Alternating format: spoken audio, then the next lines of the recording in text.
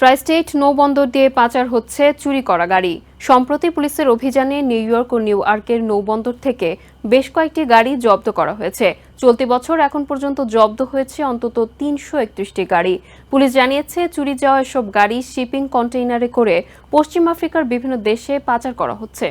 দেশের বিভিন্ন জায়গায় বাড়ছে গাড়ি চুরির ঘটনা। চুরি করা এসব গাড়ি শিপিং কন্টেইনারে করে দেশের বাইরে নিয়ে যায় একটি চক্র।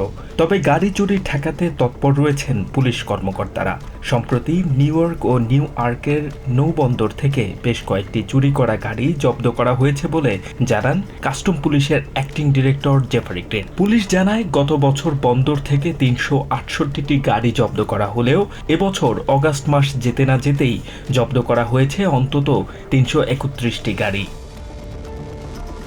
চুরি যাওয়া এসব গাড়ি নিউ ইয়র্ক ও নিউ ইয়র্কের নৌবন্দর হয়ে পশ্চিম আফ্রিকায় পাচার হয়ে যায় বলে জানান তদন্তকারীরা। সামাজিক মাধ্যমের একটি ভিডিওতে দেখা যায়, নামি দামি এসব গাড়িগুলো বিক্রি করার জন্য কন্টেইনার থেকে নামানো হচ্ছে। আরেক ভিডিওতে দেখা যায় গাড়ি বিক্রির বিজ্ঞাপন দিচ্ছেন নাইজেরিয়ার এক বাসিন্দা। এমনকি আমেরিকান লাইসেন্স প্লেট পর্যন্ত রয়েছে গাড়ির সাথেই। ডক্টর কেন জার্মান জানান, নাইজেরিয়ায় চুরি করা গাড়ি কেনা বেচা খুব সাধারণ ব্যাপার। সেখানে আমেরিকান লাইসেন্স প্লেট থাকলেও কাউকে জবাবদিহি করতে হয় না। এসব ঘটনাকে বিশ্ব মহামারী আখ্যায়িত করলেন সাবেক এই পুলিশ কর্মকর্তা।